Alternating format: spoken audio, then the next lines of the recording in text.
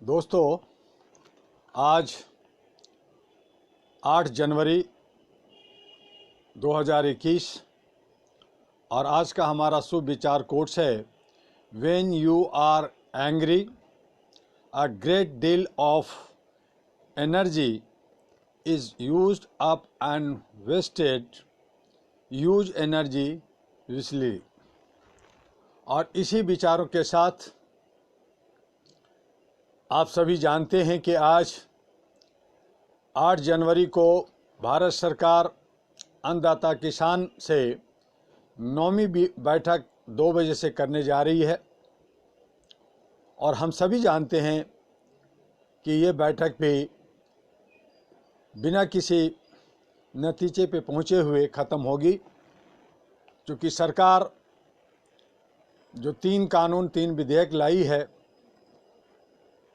वो वापस नहीं करना चाहती, और दूसरी तरफ किसान अड़ी हुई है कि जब तक ये 3 कानून वापस नहीं होगा तब तक आंदोलन होगा।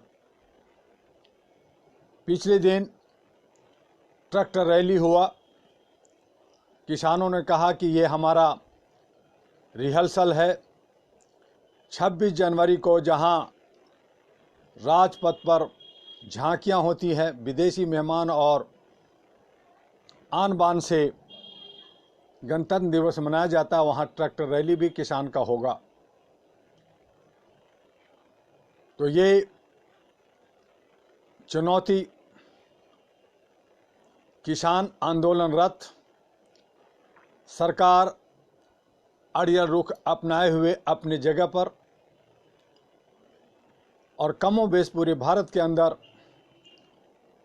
एक ऐसी स्थिति बनी हुई कि क्या होगा कह नहीं सकते। हम सभी जी रहे हैं, समाज के अंदर क्या होगा, देश का क्या होगा, देश गुलाम है या गुलामी में रहेगा, इसकी किसी को कोई परवाह नहीं। जो अंधभक्त हैं, जो लोग चमचागिरी कर रहे हैं, उनकी आंखें खोलने के लिए कोई तैयार नहीं, या उनका खुद का आंख नहीं खुलता, और बाकी लोग जो हैं बेबस बेसहारा दबे कुचले तरीके से जी रहे हैं। तो इस तरह से आज हमारा देश की स्थिति बहुत ही दयनीय और बहुत ही ख़राब हो गया। लेकिन फिर भी हम सभी इसी उम्मीद और इसी आशा में है कि पिछले साल जैसा गुजरा वैसा हमारा 2021 न गुजरे, हम अमन और शांति के साथ आगे बढ़ें। आने वाला समय हमारा खुशहाल हो, अमन हो, शांति हो, और हम सभी आपस में मिल करके आगे बढ़ें, समाज का और भारत का निर्माण हो सके। जो हालत विश्व की है वो ना हो, जहां पूरे विश्व का एक बड़ा देश, शक्तिशाली देश अमेरिका, वहां भी गुटबाजी शुरू हुआ, सत्ता की लड़ाई शुरू हुआ, और हारे हुए खिसियानी बिल्ली खंबा नोचे की हालत में लड़ने मारने पे उतारू हुए, और वहां पे कई लोगों की जानें चली गई। आज हमारे किसान अन्नदाता अपने हक के लिए बैठे हैं, उनसे बात होनी चाहिए, उन्हें समझाना चाहिए, उनके हक के लिए कानून बननी चाहिए। वो ना होते हुए आज हमारे 56 किसान शहादत शहीद हो चुके। तो इस तरह का किसान के सरकार के कान पे जूं नहीं रेंगना, ये बहुत ही सोचने वाली विषय है। और ये सब एक तरह से भ्रष्टाचार कहें, या भ्रष्टाचार की श्रेणी में जो जनप्रतिनिधि जो पढ़े लिखे नहीं होते, जो अनपढ़ गवार होते, लेकिन पैसे के बूते पे, मार धाड़ के बूते पे गलत तरीके से ईवीएम की चोरी से सत्ता में आ जाते हैं।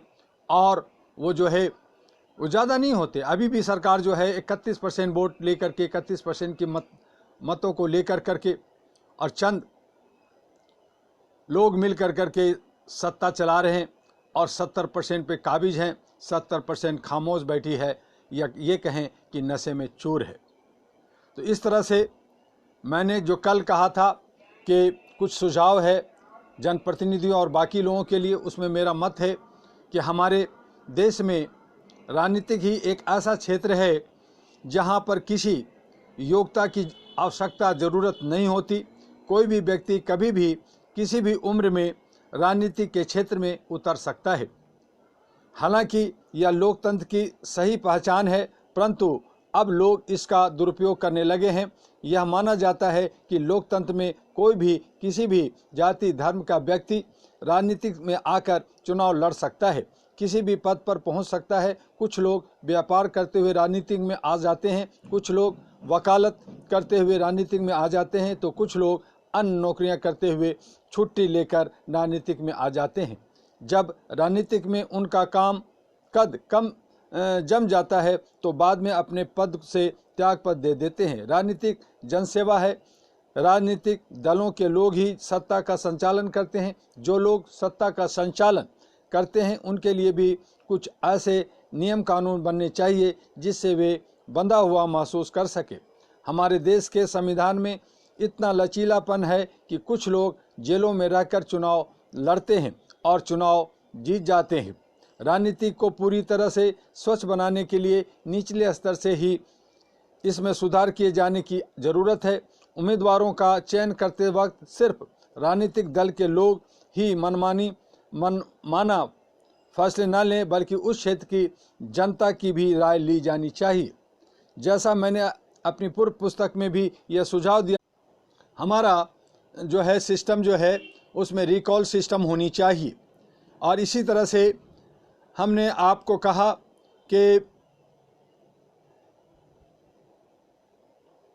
न ही किसी अपराधी को बचाने के लिए पुलिस पर दबाव डालेंगे, न ही कोई काम करने वाले के लिए प्रशासन के ऊपर अपना दबाव डालेंगे। शपथ पत्र में यह भी कॉलम होना चाहिए कि यदि जनप्रतिनिधि किए गए वादों पर अमल नहीं करता, शपथ पत्र में दी गई बातों का पालन नहीं करता, तो जनता उसे अपनी सदस्यता खत्म करने के लिए पंचायत के माध्यम से संस्तुति कर सकती है। यदि कोई एमएलए है तो उसके लिए ग्राम पंचायत और जिला पंचायत द्वारा पास प्रस्ताव का राज्यपाल के पास भेजा जाए तथा उनसे कहा जाए कि उक्त सदस्य की सदस्यता समाप्त की जाएगी। इसी तरीके से यदि कोई एमपी और उसकी सदस्यता समाप्त करनी है तो ग्राम पंचायत और जिला पंचायत द्वारा प्रस्ताव को राष्ट्रपति के पास भेजा जाए और उनसे आग्रह किया जाए कि उक्त सदस्य की सदस्यता रद्द की जाए। इसके साथ ही मैं सरकार से, सभी पार्टी के सदस्यों से, लोकसभा अध्यक्ष से तथा राष्ट्रपति से यह अनुरोध करूंगा कि जनता द्वारा आयोग घोषित किए गए प्रत्याशियों की सदस्यता रद्द करने संबंधित कानून संसद में पास किए जाने और आयोग विधायकों को राज्यपाल व आयोग संसद सदस्यों को राष्ट्रपति द्वारा अनुमोदन मिलने पर बर्खास्त किया जाए। ऐसा करने से एक नया संदेश जाएगा तथा राजनीतिक में चरित्रवान लोग आएंगे। इससे देश की लोकतांत्रिक प्रणाली भी मजबूत होगी। इसके साथ हर 6 महीने पर प्रत्येक विधायक और प्रत्येक संसद के कार्यों की समीक्षा होनी चाहिए। उनके कार्यों की समीक्षा का आधार उनके क्षेत्र की ग्राम पंचायतों, जिला पंचायतों या नगर निगमों को होना चाहिए। यदि कोई भी जनप्रतिनिधि अपने क्षेत्र में सही कार्य नहीं करता, विकास के कार्यों से दूर रहता है, अपने क्षेत्र निजी लाभ के लिए काम करता है, अपराधी तत्वों को बढ़ावा देता है, भाई भतीजावाद को बढ़ावा देता है, तो ऐसे लोगों के खिलाफ हर 6 महीने पर रिपोर्ट की जानी चाहिए। यदि लगातार 3 बार किसी विधायक या संसद सदस्य की रिपोर्ट खराब होती है तो उसके खिलाफ भी ग्राम पंचायतों, जिला पंचायतों व नगर पालिका उनकी सदस्यता रद्द करने की सिफारिश कर सकती है। यहाँ भी मैं सरकार, सभी पार्टी के सदस्यों, राष्ट्रपति, लोकसभा अध्यक्ष एवं उपराष्ट्रपति से अनुरोध करूंगा कि इस तरह के कानून को बनवाने व उसे पास करवाने में पहल करें। यह देश के लोकतंत्र के लिए अत्यंत ही उचित रहेगा। चुनाव लड़ते वक्त प्रत्याशियों को अपनी आय व संपत्ति का ब्यौरा देना होता है। इसमें कुछ लोग ऐसे होते हैं जो अपने रिश्तेदारों व परिवार के सदस्यों के नाम संपत्तियां रखते हैं। उनके नाम से कोई गाड़ी भी नहीं होती। यह कितनी अजीब बात है। ऐसे में जब कोई प्रत्याशी अपनी संपत्ति का ब्यौरा दे तो सबसे पहले उस पर ग्राम पंचायतों, जिला पंचायतों और नगर पंचायतों से पास करवाना जाना चाहिए। अगर उक्त प्रत्याशी अपनी संपत्ति आय को छिपा रहा है तो ग्राम पंचायतों, जिला पंचायतों, नगर पंचायतों इसकी बारीकी से जांच करते हुए अपनी रिपोर्ट दें। फिर इस रिपोर्ट को प्रत्याशी द्वारा दिए गए जा रहे संपत्ति के ब्यौरे के साथ संलग्न किया जाए और हर वर्ष प्रत्येक विधायक व संसद सदस्य की संपत्ति की जांच होनी चाहिए। उसकी हैसियत कितनी बढ़ी, उसके बेटे बेटी, पत्नी, भाई, पिता, माता, चाचा चाची, ससुराल वालों की या अन्य रिश्तेदारों की संपत्ति में कितनी वृद्धि हुई, इसकी भी प्रतिवर्ष जांच होनी चाहिए। और प्रत्येक जनप्रतिनिधि लोकसभा अध्यक्ष के पास अपनी संपत्ति का ब्यौरा देते हुए यह भी स्पष्ट करें कि उसकी संपत्ति में वृद्धि कैसे हुई है। इसी तरह से विधायक विधानसभा अध्यक्ष के पास यह स्पष्ट करें कि उनकी संपत्ति में वृद्धि कैसे हुई है। यह सिलसिला 5 वर्षों तक लगातार जारी रहना चाहिए। 5 वर्ष बीत जाने के बाद यदि आगामी चुनाव में भी पार्टी इन्हीं प्रत्याशी बनाती है तो पिछले 5 सालों में बढ़ी इनकी संपत्ति तथा इसके द्वारा कराए गए कार्यों का ब्यौरा एवं इनके द्वारा सिद्ध हुए आरोपों की फहरिस्त भी आगामी चुनाव के वक्त नामांकन के दौरान संलग्न करने की व्यवस्था होनी चाहिए। इनके नामांकन की जांच विगत कार्यों को देखते हुए की जाए और निर्वाचन अधिकारी निष्पक्ष रूप से कार्य करते हुए यदि यह समझता है कि उक्त व्यक्ति की दावेदारी उचित नहीं है तो वह बगैर किसी दबाव के इसके नामांकन पत्र को खारिज कर सकता है। इस तरह कड़ाई की जाए तभी देश में अच्छे नेताओं की फौज निकलेगी और भ्रष्टाचार जैसी बुराई पर रोक लग सकती है। यदि हमारे राजनेता सही ढंग से करें, अपने आचरण का अनुसरण करें, समाज के लोग उसका अनुसरण करेंगे।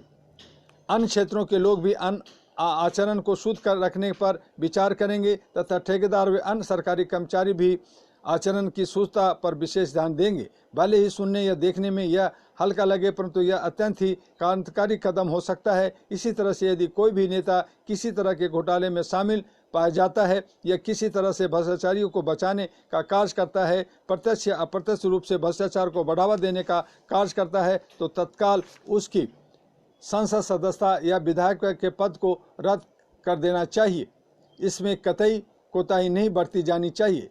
इसके साथ ही मेरे यह भी सुझाव है कि आसानी से किसी को मंत्री नहीं बनाना चाहिए। हमारे देश में प्रायः जातीय या क्षेत्रीय समीकरण को ध्यान में रखकर भी मंत्री की नियुक्ति की जाती है। मेरा सुझाव है कि संसद चुने जाने के बाद पहले सरकार का गठन हो जिससे प्रधानमंत्री पहले 6 महीने के लिए अपने मंत्रियों का चयन करके सरकार का संचालन करे।